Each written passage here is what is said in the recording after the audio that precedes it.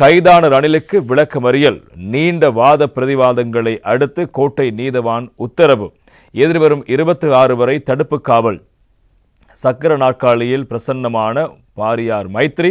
நீதிமன்ற வளாகத்தில் அரசியல் தலைவர்கள். முன்னாள் ஜனாதிபதி ஒருவர் கைதாகும் முதல் சந்தர்ப்பம் என்பதாக இன்றைய வீரகேசரி பத்திரிகை அந்த செய்திக்கு இவ்வாறு பிரதான தலைப்பெற்றிருக்கிறது. அதே போல இன்றைய லங்கா தீப பத்திரிகையினுடைய முழுமையான பிரதான தலைப்புச் செய்தியாக முதல் பக்கத்தினுடைய செய்தியாக அந்த செய்தி இடம் பிடிக்கிறது. அது குறித்து நாங்கள் இப்போது பார்க்கலாம்.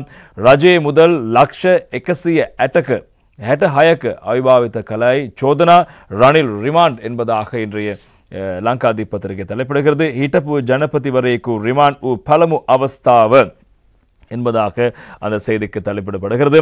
உசாவி அசல உனுசும் கரளி மர்தனியா கெந்தவாய் என்பதாக இன்னும் ஒரு உபத்தலைப்பு இருக்கிறது. எனவே நீதிமன்ற வளாகத்துக்கு அருகில் நேற்று தினம் ஒரு குழப்ப நிலை ஏற்பட்டது. எனவே கழகம் அடக்கும் போலீசார் அங்கு வரவழைக்கப்பட்ட விடயங்கள் பிரதானமாக இருப்பதை காணலாம். செக்கக்கரு அட்டவணி விதாயக ஜனபதி வீம சுவிசேஷ கருணாக் நொவே என்பதாக அந்த செய்தி எனவே சந்தேக நபர் 8வது நிறைவேற்று அதிகாரம் கொண்ட ஜனாதிபதி என்பது இங்கே அவருக்கு பிணை வழங்குவதற்கான விசேட விடயம் அல்ல என்பதாக நீதிமன்றம் நேற்று தினம் தெரிவித்திருக்கிறது.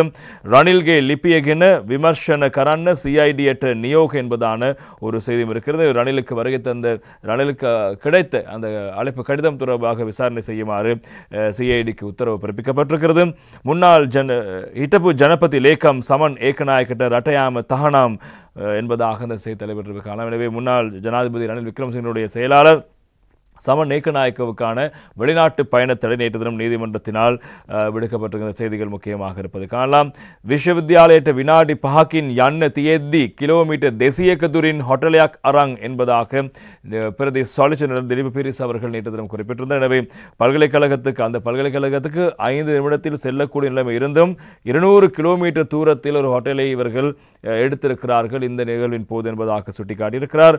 ஹோட்டலே ஆவாத்தை கருவான்ட்டு பவுன் தேசியாக் கேவலா என்பதாக செய்தி தலைவர் அந்த ஹோட்டலில் கவனித்துக் கொண்டவர்களுக்காக 200 பவுன்கள் வரை அவர்கள் வழங்கியிருக்கிறார்கள் என்பதான ஒரு தகவல் இருக்கிறது. பௌத்கலிக்க சஞ்சாரයකට லிபிய நில சஞ்சாරය කරලා රට බංගලොත් වෙද්දී තිබෙද්දී දවස් එකමාරට මේ වියදම සාධාරණද අතිරේක සොලිසිටර් ජෙනරල් දිලීප පීරිස් என்பதாக செய்தி தலைவர் எனவே தனிப்பட்ட ஒரு பயணத்துக்காக வந்த கடிதத்தை உத்தியோகபூர்வமாக விஜயமாக மாற்றிக்கொண்டார்கள். நாடு வங்குரு தடைந்திருக்கும் அந்த காலப்பகுதியில் 1.5 நாட்களுக்கு இந்தளவு பணத்தை செலவழிப்பது நியாயமானதா என்பதாக திலீப் பீரிஸ் அவர்கள் மன்றில் வாதிட்டிருந்தார். அதே போல ஜனபதி ரெக்கபலாகினீம ரஜே வகக்கீமாக் විශ්වවිද්‍යාලයේ ආරාධනාව ජනපතිට මිස රනිල්ට නෙවෙයි. මුදල් රෙගුලාසි වලට ජනපති ඇතුළත් නැ ஜனாதிபதி நீதிඥ அனுஜ பிரேமரத்ன என்பதாக இன்னும் ஒரு உபத்தலைப்பு இருக்கிறது. எனவே ஜனாதிபதியை பார்த்து கொள்ள வேண்டியது அரசின் பொறுப்பு. பல்கலைக்கழகத்தினுடைய அந்த அழைப்பு ஜனாதிபதிக்கு தவிர ரணில் என்ற நபருக்கு அல்ல. எனவே நிதி கட்டுப்பாடுகளுக்குள் ஜனாதிபதி வர மாட்டார் என்பதாக முன்னாள் ஜனாதிபதி ரணில் விக்ரமசிங்க சார்பில் ஆஜரான சட்டத்தரணி அனுஜ பிரேமரத்ன அவர்கள் இதில் வாதிட்டிருக்கிறார்.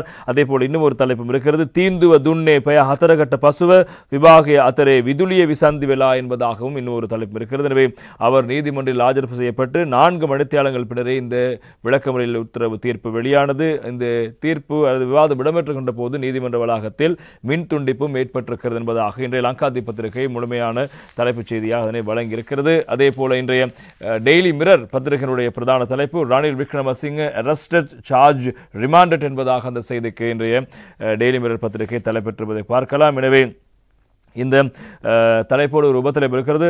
arrest become a major news item in the international media என்பதாக அந்த செய்திக்கு தலைப்படுகிறது. அவருடைய கைது என்பது சர்வதேச ஊடகங்களில் மிகப்பெரிய ஒரு செய்தியாக மாறியிருக்கிறது. Ranil misused ₹16.6 million on trip to UK AG என்பதாக அந்த செய்திக்கு தலைப்பெற்றிருப்பதை காணலாம். எனவே அவருடைய இந்த பிரித்தானிய பயணத்துக்காக அல்லது லண்டன் பயணத்துக்காக 16.6 மில்லியன் ரூபாவை அரச பணத்தை முறைகேடாக பயன்படுத்தியிருப்பதாக மேலதிக சொலிசிட்டர் ஜெனரல் அவர்கள் நேற்று தினம் நீதிமன்றில் வாதிட்ட விவகாரங்கள் முக்கியமாக இருப்பது காலம். இப்போது அது தொடர்பான விரிவான தகவல்களை நாங்கள் பார்க்கலாம். இலங்கையின் 8வது நிறைவேற்று அதிகார ஜனாதிபதியாக இருந்த ரணில் விக்ரமசிங்க குற்றப்புலனாய்வு திணைக்களத்தினால் நேற்றைய தினம் கைது செய்யப்பட்டு கொழும்பு கோட்டை நீதவான் நீதிமன்றில் ஆஜர்படுத்தப்பட்ட நிலையில் நீண்ட வாத பிரதிவாதங்களை அடுத்து அவரை எதிர்வரும் 26ஆம் தேதி வரை விளக்கமறியலில் வைப்பதற்கு நீதவான் நிலிப்புலி லங்காபுர உத்தரவிட்டிருக்கிறார். அரசு நிதியை முறைகேடாக பயன்படுத்தியமை தொடர்பில் விசாரணைகளுக்காக அழைக்கப்பட்ட அவர் குற்றப்புலனாய்வு திணைக்களத்தின் நிதி விசாரணை பிரிவின் 3ஆம் இலக்க பொறுப்பதிகாரியினால் கைது செய்யப்பட்டார். குற்றவியல் சம்பவம் ஒன்றுக்காக கைது செய்யப்படும் முதலாவது முன்னாள் ஜனாதிபதி இவர் என்பதும் குறிப்பிடத்தக்கது. முன்னாள் ஜனாதிபதி ரணில் விக்ரமசிங்க அரசாங்க நிதியை பயன்படுத்தி மேற்கொண்டதாக கூறப்படும் தனிப்பட்ட விஜயம் தொடர்பில் முன்னெடுக்கப்படும் விசாரணைகளுக்காக அவர் 4 மணி நேர விசாரணையின் பின்னர் சிஐடியினால் கைது செய்யப்பட்டார். நேற்று பிற்பகல் 1:15 மணியளவில் குற்றப்புலனாய்வு திணைக்களத்தின் நிதி விசாரணை பிரிவின் 3ஆம் இலக்க பொறுப்பதிகாரி பிரதான போலீஸ் பரிசோதகர் நளின் ஹேரத்தினால் அவர் கைது செய்யப்பட்ட நிலையில் பிற்பகல் 3 மணியளவில் கோட்டை நீதவான் நீதிமன்றில் அவர் ஆஜர் செய்யப்பட்டார். அவரை நீதிமன்ற வளாகத்துக்கு சிஐடியினால் அழைத்து வந்த போது அந்த வளாகத்தில் அரசியல்வாதிகள் ஆதரவாளர்கள் குழுமியிருந்தால் மிக பெரும் நெருக்கடி நிலைமை அங்கு ஏற்பட்டது. இந்த நிலையில் கோட்டை நீதவான் நிலிப்புலி லங்காபுர முன்னிலையில் ரணில் விக்ரமசிங்க ஆஜர் செய்யப்பட்டார். இதன் போது சிஐடியினர் சார்பில் அதன் பணிப்பாளர் சிரேஷ்ட போலீஸ் அத்தியட்சகர் ஷானி அபேசேகர குற்றப்புலனாய்வு திணைக்களத்தின் நிதி விசாரணை பிரிவின் 3ஆம் இலக்க பொறுப்பதிகாரி நளின் ஹேரத் உள்ளிட்ட குழுவினர் ஆஜராகியிருந்தார்கள். அவர்களோடு முறைப்பாட்டாளர்களுக்காக அரசின் மேலதிக சொலிசிட்டர் ஜெனரல் ஜனாதிபதி சட்டத்தரணி திலீப் பீரிஸ் மன்றில் ஆஜராகி விடயங்களை முன்வைத்திருந்தார். கடம் நீதவான் அவர்களே, VS கருணாரத்ன என்ற நபர் கடந்த 2025 3ஆம் மாதம் 17ஆம் தேதி அன்று ஜனாதிபதி செயலகத்திடம் செய்த முறைப்பாட்டை தொடர்ந்து அந்த செயலகத்தினால் முன்னாள் ஜனாதிபதி ரணில் தனிப்பட்ட வெளிநாட்டு பயணம் தொடர்பில் உள்ளக விசாரணை முன்னெடுக்கப்பட்டது. எனவே பின்னர் 5ஆம் மாதம் 23 2025ஆம் தேதி அன்று ஜனாதிபதியின் செயலாளர் போலீஸ் மா அதிபருக்கு தொடர்பில் முறைப்பாடு அளிக்கப்பட்ட நிலையிலேயே இந்த விவகாரத்தில் மேலதிக போலீஸ் விசாரணைகள் ஆரம்பிக்கப்பட்டன. முன்னாள் ஜனாதிபதி ரணில் விக்ரமசிங்க ஜனாதிபதியாக இருந்த காலத்தில் 2023 9ஆம் மாதம் 13ஆம் தேதி முதல் 2023 9ஆம் மாதம் 20ஆம் தேதி வரை கியூபா மற்றும் அமெரிக்காவுக்கு உத்தியோகபூர்வ விஜயங்களை மேற்கொண்டார். பின்னர் 2023 9ஆம் மாதம் 22ஆம் தேதி மற்றும் 2023 9ஆம் மாதம் 23ஆம் தேதி ஆகிய திகதிகளில் உத்தியோகபூர்வ விஜயம் என கூறி தனிப்பட்ட விஜயம் ஒன்றை மேற்கொண்டிருக்கிறார். இதன் மூலம் அரசாங்க நிதியை துஷ்பிரயோகம் செய்தார் என்பதுதான் இந்த வழக்கின் மையப்பொருளாகும். இந்த சம்பவம் குறித்து இதுவரை 33 பேரிடம் வாக்குமூலங்கள் பதிவு செய்யப்பட்டிருக்கிறது. அதனைத் தொடர்ந்து வெளிப்படுத்தப்பட்ட சான்றுகளுக்கு அமைய நாட்டின் 8வது நிறைவேற்று அதிகார ஜனாதிபதியான ரணில் விக்ரமசிங்கவை சந்தேக நபராக பெயரிட்டு கைது செய்து உங்கள் முன் ஆஜர் செய்திருக்கின்றோம். ஜனாதிபதியாக ரணில் விக்ரமசிங்க செப்டம்பர் மாதம் 13 முதல் 20ஆம் தேதி வரையான 2023ஆம் வருடம் 20ஆம் தேதி வரையான இந்த கியூபா மற்றும் அமெரிக்காவுக்கு அதிகாரப்பூர்வ விஜயம் மேற்கொண்டிருக்கின்றார். அதன் பிறகு 22ஆம் தேதி இங்கிலாந்தில் உள்ள ஹுல்ஹாம்டன் பல்கலைக்கழகத்தில் நடந்த பட்டமளிப்பு விழாவில் கலந்து கொண்டிருக்கிறார். திருமதி விக்ரமசிங்க கௌரவ பட்டம் பெறும் நிகழ்வை அந்த பட்டமளிப்பு விழாவாகும். ஜனாதிபதி செயலகம் மற்றும் போலீஸ் அதிகாரிகள் உட்பட 10 பேர் கொண்ட குழு இந்த சந்தேகத்துக்குரிய விஜயத்தில் கலந்து கொண்டிருக்கிறது.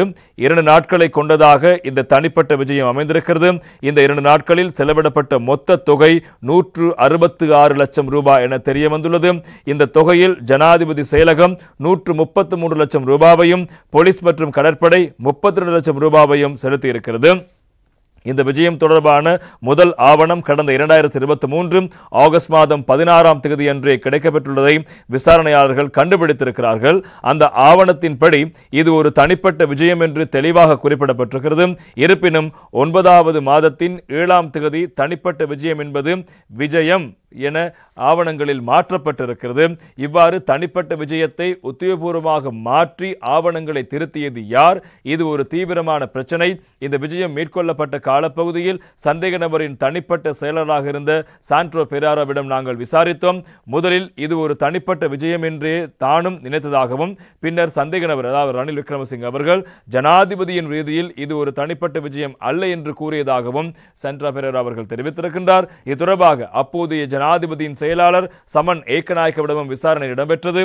இதன் போது ஜனாதிபதி வழக்கமாக நீண்ட பயணங்களுக்கு செல்லும் போது துபாய் மற்றும் டோஹா, கட்டார் போன்ற நாடுகளில் ஒரு நாள் விடுமுறையை கழிப்பதாகவும் அது ஒரு நாள் விடுமுறைக்காக குறித்த தினத்தில் லண்டன் தேர்ந்தெடுக்கப்பட்டதாக நினைத்து விஜயத்துக்கான செலவை அங்கீகரித்ததாகவும் முன்னாள் ஜனாதிபதி செயலாளர் கூறியிருக்கிறார். சந்தேக நபருக்கு இந்த விஜயத்துக்கான அழைப்பு ஒரு தனியார் பல்கலைக்கழகத்திடமிருந்து வந்திருக்கிறது.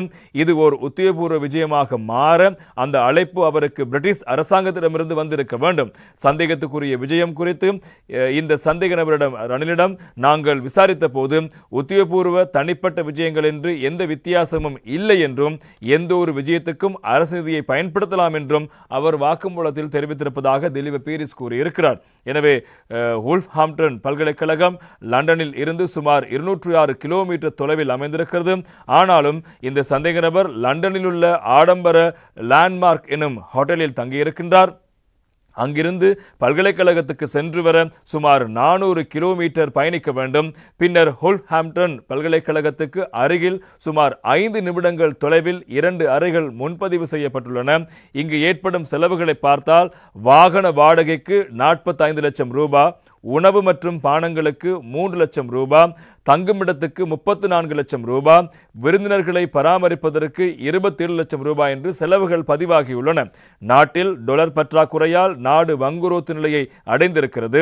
இது தொடர்பான வழக்கை உயர்நீதிமன்றம் விசாரித்த காலகட்டத்தில் இந்த செலவுகள் முன்னெடுக்கப்பட்டுள்ளன. துல்லியமாக சொன்னால் இந்த காலகட்டத்தில் நான் பங்களாதேசுக்கு உத்தியோகபூர்வ பயணம் செல்ல வேண்டி இருந்தது. $75 திரட்டுவது அப்போது எனக்கு மிகவும் கடினமாக இருந்தது. இந்த பயணத்தில் ஜனாதிபதியோடு சென்ற ஒரு போலீஸ் அதிகாரியை நாம் விசாரித்த போது பட்டமளிப்பு விழாவில் கலந்து கொள்ளும் நேரத்தை தவிர வேறு எந்த நேரத்திலும் ஜனாதிபதி லேண்ட்மார்க் ஹோட்டலில் இருந்து வெளியே வரவில்லை என்று கூறியிருக்கிறார். இதன் பொருள் இந்த காலகட்டத்தில் ஜனாதிபதி எந்த நாட்டு தலைவருடனும் எந்தவிதமான சந்திப்பிலும் ஈடுபடவில்லை. இது வறுமையில் வாடும் ஒரு குடும்பம் உண்டியலில் பணம் சேகரிக்கிறது. சேர்த்த பணத்தை மற்ற உறுப்பினர்களுக்கு கொடுக்காமல் தனியாக எடுத்து சென்று உண்டு குடித்து செலவழித்ததை ஒத்ததாக ரணில் விக்ரமசிங்கவினுடைய நடவடிக்கை உள்ளது என்பதாக பிரதி சொலிசிட்டர் ஜெனரல் அவர்கள் சுட்டிக்காட்டியிருக்கிறார். இந்த சந்தேக நபருக்கு எதிராக பொது சொத்து சட்டத்தின் கீழ் குற்றச்சாட்டுகள் பதிவு செய்யப்பட்டுள்ளதால் நீதவானுக்கு விசேட காரணிகள் எதுவும் பிணையளிக்க முடியும். இந்த விவகாரத்தில் விசாரணைகள் இன்னும் முடிவடையவில்லை. மேலும் சில சந்தேக நபர்கள் கைது செய்யப்பட வேண்டியிருக்கிறது.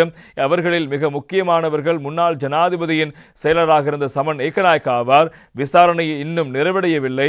நீதி தேவதையின் கண்கள் மூடப்பட்டிருப்பது போல் எந்த ஒரு சந்தேக நபரின் தகுதியையும் பார்க்காமல் வழக்கில் முன்வைக்கப்பட்ட ஆதாரங்கள் மற்றும் விடயங்களின் அடிப்படையில் மட்டுமே உங்கள் முடிவுகளை எடுக்குமாறு நான் உங்களை கேட்டுக்கொள்கின்றேன். பிணை வழங்கினால் அது விசாரணைகளை பாதிக்கும். எனவே இவருக்கு பிணை அளிக்காமல் அவரை விளக்கமறியலில் வைக்குமாறு கோருகிறேன் என்று தனது வாதத்தை நேற்றைய தினம் மேலதிக சொலிசிட்டர் ஜெனரல் திலீப் பீரிஸ் அவர்கள் முன்வைத்திருந்தார். இதன்போது சந்தேக நபரான முன்னாள் ஜனாதிபதி ரணில் விக்ரமசிங்கவுக்காக ஜனாதிபதி சட்டத்தரணிகளான உப்புல் ஜெயசூரிய, அலி சப்ரி, அனுஜ பிரேமரத்ன உள்ளிட்டோர் ஆஜரான நிலையில் ஜனாதிபதி அனுஜ பிரேமரத்ன பிரதான வாதத்தை முன்வைத்து பிணை கோரினார். கணம் நீதிவான் அவர்களே, ஜனாதிபதி செயலகத்தால் நடத்தப்பட்ட உள்ளக கணக்காய்வு அறிக்கையால் இந்த சம்பவம் உறுதிப்படுத்தப்பட்டதாக முறைப்பாட்டாளர் தரப்பு கூறுகிறது. இருப்பினும் அந்த சம்பவம் தொடர்பாக தேசிய கணக்காய்வாளர் நாயகம் சமர்ப்பித்த அறிக்கையை நான் உங்கள் நீதிமன்றில் சமர்ப்பிக்கின்றேன். இதில் இவ்வாறான எந்த விடயமும் அவ்வறிக்கையில் உறுதிப்படுத்தப்படவில்லை. வழக்கொன்றை தாக்கல் செய்வதற்கு ஒரு காரணம் இருக்க வேண்டும். இது வேண்டுமென்றே பழிவாங்கும் நோக்கோடு தாக்கல் செய்யப்பட்ட ஆதாரமற்ற வழக்காகும். காலத்துக்கு காலம் வெவ்வேறு நபர்களுக்கு ஆதரவாக செயற்பட்ட ஒரு யூடியூபர் ரணில் விக்ரமசிங்க விளக்குமறியலில் வைக்கப்படுவார் என்று கூறினார். எப்படி யூடியூபர் ஒருவர் அதனை செய்யலாம்? எப்படி அவர் சொல்லலாம்? பொது சொத்து துஷ்பிரயோக சட்டத்தின் கீழ் குற்றச்சாட்டுகள் உள்ளதால் நான் விசேட காரணிகளை மன்றில் முன்வைக்க விரும்புகிறேன். இந்த சந்தேக நபரின் உடல்நிலையை நான் தெளிவுபடுத்த முதலில் விரும்புகின்றேன். அவர் கடந்த 7 ஆண்டுகளாக இதய நோயால் பாதிக்கப்பட்டுள்ளார். அவருக்கு கட்டுப்படுத்த முடியாத நீரிழிவு நோயும் இருக்கிறது. அவர் உயர் இரத்த அழுத்தமும் உள்ளது. எனவே மேலும் அவர் வேறு பல நோய்களுக்கும் சிகிச்சை பெற்று வருகிறார். இதனை சிறப்பு காரணியாக மன்று ஏற்க வேண்டும். இலங்கையில் இதுவரை யாரும் அறிந்திராத ஒரு உண்மையை நான் இப்போது நீதிமன்றத்தில் முன்வைக்க விரும்புகிறேன். அதாவது அதாவது ரணிலின் மனைவி புற்றுநோய் மற்றும் முடக்குவாத நோயால் பாதிக்கப்பட்டிருக்கின்றார். எனவே இந்த வழக்கு விசாரணையின் போது மைத்ரி விக்ரமசிங்க அவர்கள் சர்க்கரை நாற்காலியில் வருகை விவகாரம் இங்கே முக்கியமாக நாங்கள் சுட்டிக்காட்ட வேண்டும். எனவே அவர்களுக்கு குழந்தைகள் இல்லை என்பது முழு நாடும் அறிந்த உண்மை. எனவே அவரை ஊக்குவிக்கவும் பராமரிக்கவும் உள்ளே ஒரு நபர் சந்தேக நபர் மட்டுமே. எனவே அதை ஒரு சிறப்பு காரணியாக கருதுங்கள் என்பதாகவும் ஜனாதிபதி அவர்கள் கோரிக்கை விடுத்தார். மேலும் முன்னாள் ஜனாதிபதிக்கு சிறைச்சாலை என்பது பாதுகாப்பான இடம் அல்ல. நாளை மறுநாள் இந்தியாவில் நடைபெறும் பொதுநலவாய இளைஞர் மாநாட்டுக்கு அவர் தலைமை விருந்தினராக கலந்து கொள்ள வேண்டும் என்பதையும் நான் குறிப்பிட விரும்புகிறேன். இந்த விடயங்கள் அனைத்தையும் கருத்தில் கொண்டு பொது சொத்து சட்டத்தின் கீழ் சிறப்பு காரணிகளாக அவற்றை ஏற்று சந்தேக நபரை பிணையில் விடுவிக்குமாறு நீதிமன்றத்தை கேட்டுக்கொள்கின்றனர் என்று தனது வாதத்தை ஜனாதிபதி அனுஜ பிரேமரத்ன அவர்கள் நிறைவு செய்தார்.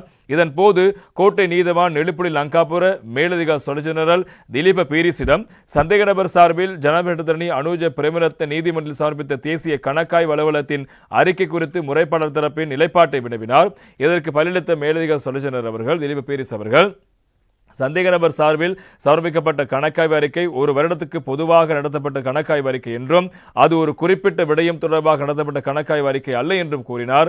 முறைப்பாட்டாளர் தரப்பால் மன்றில் சமர்ப்பிக்கப்பட்ட கணக்காய்வு அறிக்கை ஒரு குறிப்பிட்ட விடயம் தொடர்பாக ஜனாதிபதி செயலகத்துக்கு நடத்தப்பட்ட கணக்காய்வு அறிக்கை என்றும் மேலதிக சொலிசிட்டர் ஜெனரல் திலீப் பீரிஸ் அவர்கள் கூறினார்.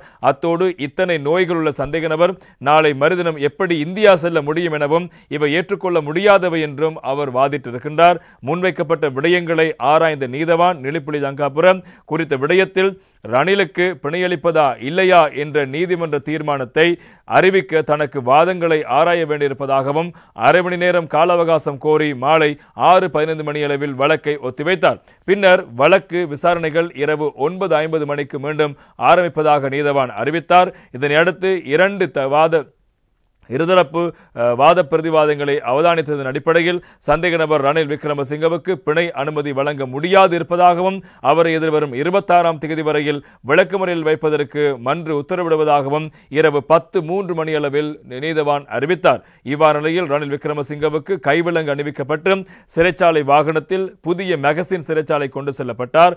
அவர் மன்றை விட்டு வெளியேறும் வரையில் ஆதரவாளர்கள் கோஷங்களை எழுப்பி விசனங்களை வெளியிட்டனர்.